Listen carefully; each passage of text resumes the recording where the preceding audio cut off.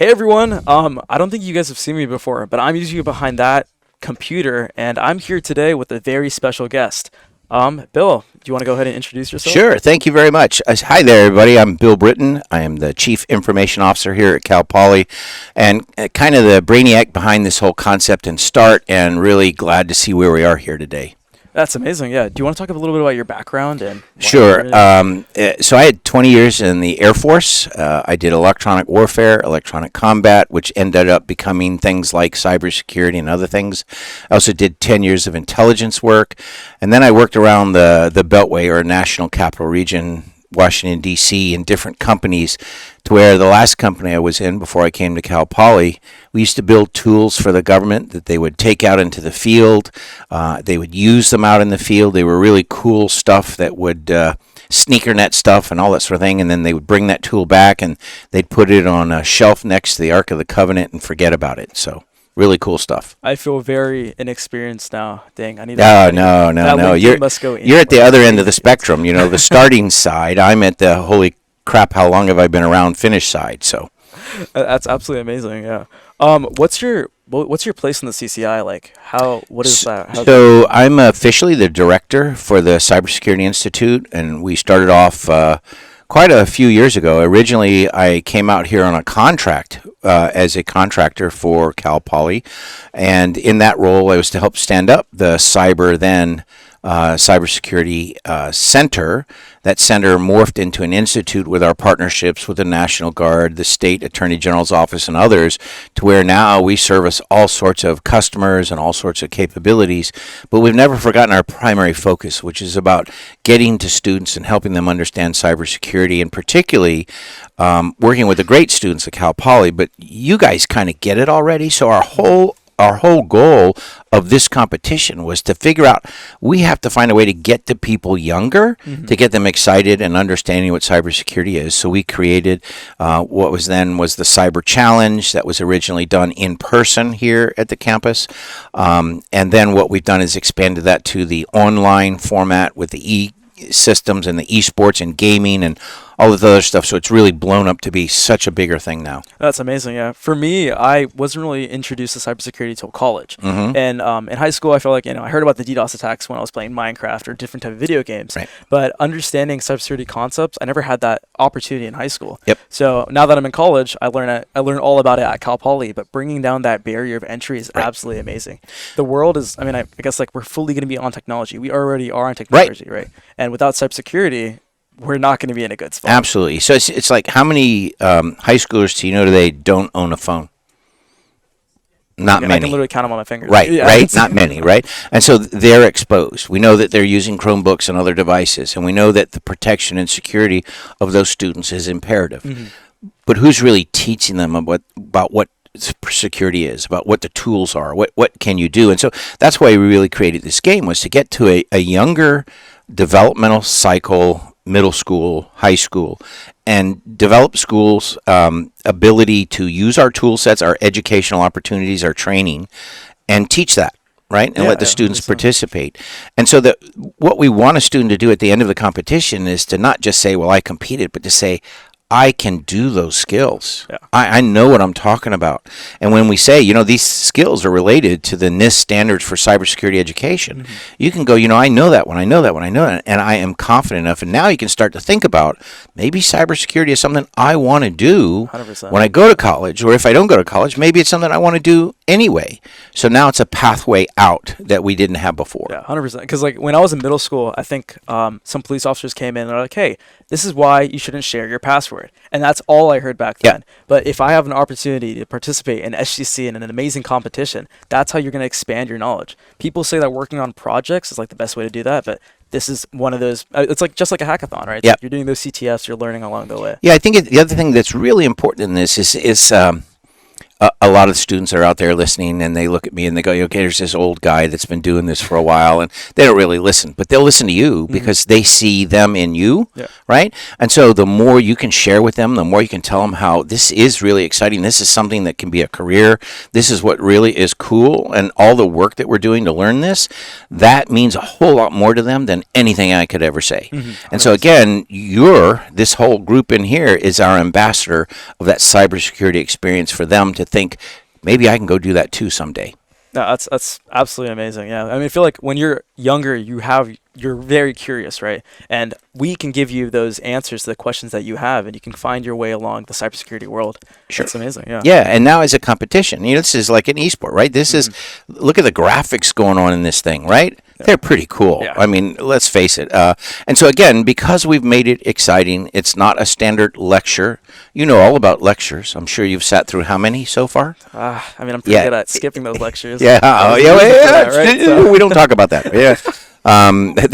After you've attended all those lectures, you know what a lecture is like. You know what a classroom laboratory is like, right? 100%. This is different. Yeah. This is way more experiential. This is way more about what that person is thinking to compete. And I know I heard this. I know I saw this in one of the training sessions. This is what I got to do it. 100%. And I mean, especially here at Cal Poly, we have that learn by doing mentality, because that's the only way you're going to learn. It's the best way you're going to learn, by actually doing the stuff that you're working with. Yeah, this is total extension of that learn by doing. It's just in a different pace and a different speed. And I think, like with the Twitch channel we have running, right? This is more like how they live and learn daily anyway, 100%, right? Yeah. And so if you're a gamer, you are tied to a Twitch channel somewhere. If it's either to learn how to play the game to win, or if it's learn how to accelerate, or what are we used to call cheat codes, is all that. That's what you're trying to do, right? So again, that's what we're talking about here, but this is about a cheat code for life. This is about how to get ahead in cybersecurity. Even if you are 10, 12, 13, 14 years old, you can learn these skill sets. You can get engaged and do something really cool. So here's the opportunity to prove it. Yeah, 100%. Quick question. Do you have any advice for contestants that are here in SGC right now participating? Yeah, keep doing it. Don't give up. Keep participating. Keep trying. Remember, this is all about proving what you know. And if you don't know it this year, do it again next year. Keep at it, keep practicing. So one of the major skill sets in cybersecurity is the desire to know more, to learn, to dig, to do more, to learn more, to really challenge yourself against that thing that you're going against. It could be a bad actor. It could be somebody who stole somebody's money through a hacking or social hacking. Always stay in front of that by asking more questions, be inquisitive, be challenging. Go do your best to really solve that problem set. 100%. Yeah. Quick side story. I think that because we're especially really young, we have a lot more knowledge than a lot of people assume. For example, my mom accidentally got caught by a phishing attack when I was like 13 years old. But I was the reason why that she got out of it, right? I was like, hey, this doesn't seem right. I heard this stuff on YouTube, and that was the sole reason that she got out of the situation. And easily people like you can do that now. So absolutely right. Yeah. And in this game, there are different things that you're going to do and see, like firewall management and basic blocking, tackling things you can do for your home environment. These things are not rocket scientists. It's something you can really achieve for yourself. Yeah. Switching it back to you, Bill. Okay. I guess, how do I go about learning and doing the stuff that you do? Like, how do I go on your journey in a way? Well, that's really fun, because if I had to sit here and say I planned out how I was going to be in this chair today, I have no idea how I got here. It was all a series of right time, right decisions, where a mistake that went right. Always took advantage of the opportunity. So even if it was a really bad assignment or a really bad job, you have to figure out how to make it work for yourself and get something out of it that helps you move to that next level. So it's always about one-upping where you're at and what you're doing. I think, again, for me, the bottom line was be inquisitive. I am a techno nut. I love new technology and technology insertion, right? I got to work at DARPA for a while. It was one of the coolest places I ever worked, because everything was being invented there as you touched and talked about it, right? So that inquisitive element is really critical. Find those who are as inquisitive as you and hang around them, because together you all will just solve all the world problems. It's always the people that are around you, right? They build absolutely. you up. Yeah. Absolutely right. Now, I was going to say, I want to be you one day, right? I have 3 concussions. I don't think I can join the Air Forces. Like, No, that but you know, much, if I hadn't have done that, it's interesting because that got me into electronic warfare because I have a poli-sci social science graduate degree or undergraduate Interesting, degree. okay. I have a degree in history from Stanislaus, CSU Stanislaus. I have a degree from the National Intelligence University in strategic intelligence. All of those were building blocks to help me get where I am today. And it was always about figuring out, okay, something went right or wrong. How do I build on that? That's What is it I want to do that's cool? And I always look to emerging markets, right? 5G is an example. That's an emerging market. We're not sitting back waiting for it to show up. We're trying to figure out how it works, what it does, why it does, and how do we use it for us at the university. So how do we use that at the university? Well, that's a great one. So a lot of people think that 5G is only about the cellular communication on your telephone, but really there's a whole world of private networks, digital private networks that's being developed right now. It's based on a 5G format. In the future, it'll be 6G, 7G, 800G, whatever they're going to develop. The idea is to really create an opportunity with this digital networking that changes how we do Wi-Fi, Ethernet connectivity, and telecom today, and really enhance that. So one of the things that we did is we took a look at one day in the life of the university, right? And so we went down to the device, to the laptop level, and figured out what was the traffic flow, who's using the network, and what for reasons. We found one really unique individual who, in a 12-hour window, downloaded 1.7 terabytes of data on their Xbox. On their insane. Xbox. 1.7 terabytes. That student was playing a game with 1,500 other people. And they were using their Xbox, not for the game, but as a geospatial. In other words, all the imagery for the game was being run on their Xbox. So that's why all that data. Okay. Right, Yeah, exactly. And so again, they play on one device, but the imagery for that game was being done on the Xbox. 1.72 terabytes of data on our network, on the Cal Poly network. Yeah. Imagine if that student decided to do that game on the day of registration. It would not be good. Right? I mean, if you're not registered in the first 30 minutes of the window, what happens? Do you have a meltdown? Yeah, basically. Yeah, you have a meltdown, right? And so imagine if you're competing now with somebody else who is sucking down terabytes of data for imagery for a game that has nothing to do, hopefully nothing to do with the university, may have been. Yeah. But that's part of the problem that we see is in the future, we're going to have all these data requirements. AI is going to generate massive amounts of data. Yeah. How do I move it on the networks that we have without expanding the networks to terabytes on your Wi-Fi, which, by the way, can't be done. For quick context, if you're not really, in the technology world, I guess like a photo would be a few like megabytes at most. A video, maybe like a few hundred megabytes. A gigabyte would be like, let's say, like a small application on your phone. Absolutely. Modern games are usually about 20 gigabytes to 100 gigabytes. Terabytes of data is absolutely insane, and seeing that just fully go through an Xbox on campus Wi-Fi would affect a lot of processes. Yeah, the Wi-Fi would melt down. Yeah. Basically you'd see the little needle go all the way over. Yeah, exactly. So again, what we're looking at with the 5G and the private network is, can I create an HOV lane, a specialized lane for networking communications that's more controllable, that has more security built in, that has all these attributes that we don't think about today in the modern world of networking. Yeah. And so what we're seeing in the world of private 5G is the opportunity to do what they call bandwidth slicing. So we're doing that today. We send a signal from the university to the Cal Poly pier. Interesting. And so if you know where the pier is, it's over in Avila Beach. I assume so, The pier goes a mile out to sea. So we actually send a signal across Cal Poly, across Spectrum, to an antenna that then shoots the antenna signal out to the pier, which is a mile at sea, and then we slice the data when it gets there. So not only is there a spectrum signal out there, Edgerome is at the end of the pier. So they went really from cool. 1.3 megs to 300 meg out at the pier with that signal. Yeah, and that's like a very isolated location. Absolutely. Too. Yeah. And that's a game changer. So what we were doing in that one was figuring out, can we use this 5G signal to supplant fiber? The estimate that we got to put fiber out to the pier was about $2 million. We put the 5G signal out to the pier for $120,000. That's a game changer. That's more. That's almost more than half. Like that's amazing. It's significantly lower, Yeah, right? 100%. And we have a lot more control over how it gets there. And we still have that other Wi-Fi signal available on the pier. So it's like a public pier Wi-Fi. And the pier is just, I feel like, one example of where this could go, right? We have an entire world that many locations aren't connected, and the technology and this utilization of it can just connect everybody. So that's why we're doing this for the competition, is the 5G signal. So what we see is that private network is something exactly like what they'll use on the moon to communicate with, because it's private, it's secure, it's controlled, and the bandwidth is pretty much exponential. In other words, you can expand it out as much as you need based on your architecture. And so again, what a great way for our competitors to really learn that 5G is more than just your cellular network. It's a communication path that'll carry a whole lot more data on it.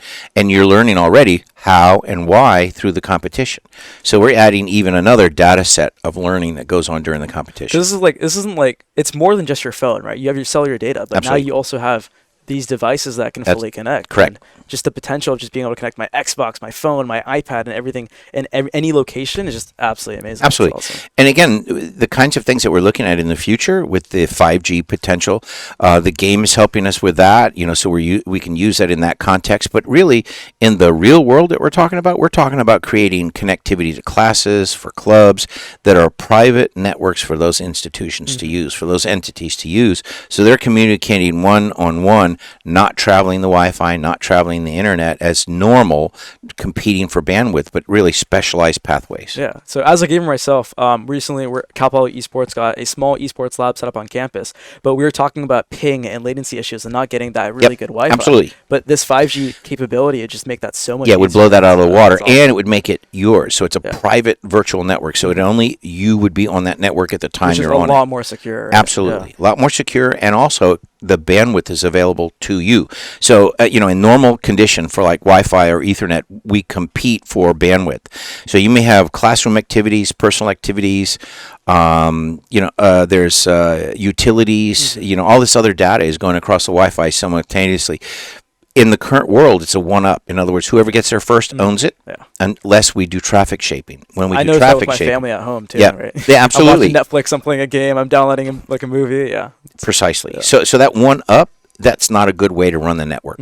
That's why we're trying to create these off lanes, which are like super highway lanes for certain types of traffic. Okay. So if we can identify what traffic it is, we can put it into that super highway and isolate it and let it run crazily. That's awesome. Yeah. Because I remember, like, if you're at a cafe, for example, you're not supposed to connect to the cafe Wi-Fi, right? You're not going to know who's on there. But if you have your own 5G network, you're going to be perfectly You fine. could, absolutely right. Yeah.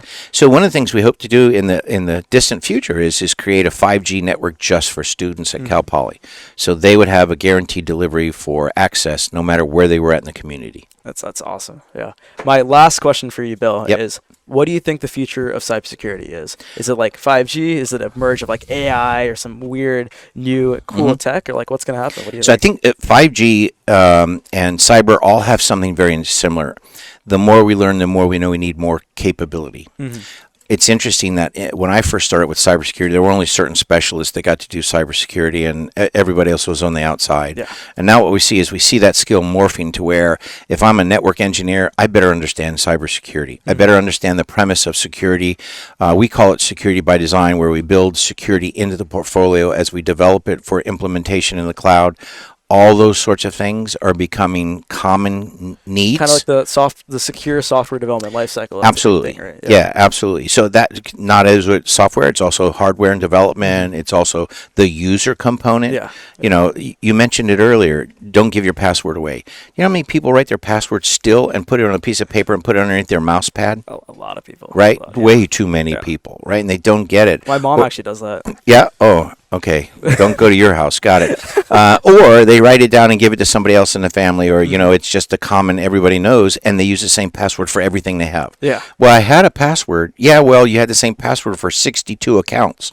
All 62 accounts are now compromised. Yeah. Yeah, not good. I get that notification on Google Chrome. This password has been compromised. Yeah. Yeah. Well, take those serious. You really have to do something about that. It's interesting, and when you get to older people who have been around, they really don't understand the importance of that password. And they go, well, I heard you can crack any password. Well, sure.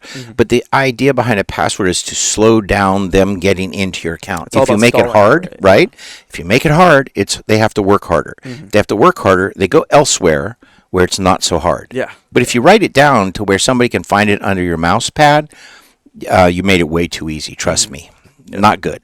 100%. So it's all about, I guess security isn't a Band-Aid effect. You're not putting it at the end of something, right? You're doing it along the way. It's kind of like the glue. As long as we have networks and capabilities, we're going to need a security of some way, shape, or form in the process.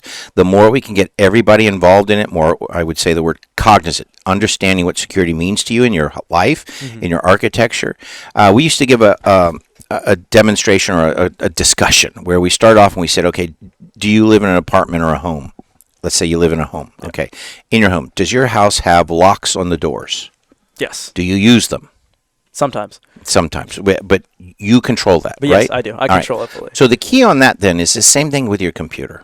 Your computer has all the same stuff in it your household does. Yes. It has secrets. It has information you don't want shared. So why don't you use the locks on your computer to protect yourself?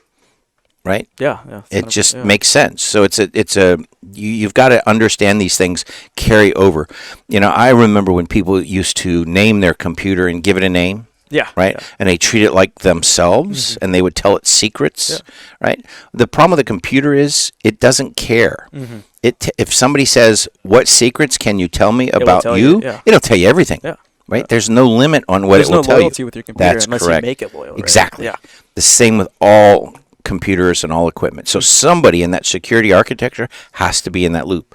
The more people can do that for their own, the better it is. 100%. Yeah. Absolutely. Cool. Well, thank you so much for... I did not want to take up too much of your time. No. I love talking to you today, Bill. Absolutely. Awesome. Everybody out there, listen, here's the challenge for you. Do the best you can.